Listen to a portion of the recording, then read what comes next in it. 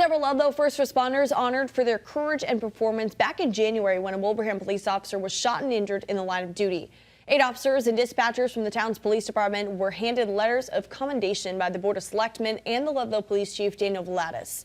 This ceremony follows their heroic actions from January 20th when Wilbraham police needed assistance at a domestic disturbance call on Old Carriage Drive. That's where Wilbraham police officer Cameron Prosperi was shot and injured. The suspect, 53-year-old Michael Ortega, was taken into custody and is still facing a number of charges. One of the honored officers, Adam Roach, says while he appreciates this recognition, that's not what's important. Very honored, but like I tell people, we're just doing our job, honestly. Pretty humble in that respect. We don't really seek rewards or attention like that, so it's. But yeah, we're just doing our job and trying to protect the public and our fellow officers, and that's kind of what we do every day. Wilbraham officer Prosperi was not at yesterday's ceremony. He is still working to make a full recovery.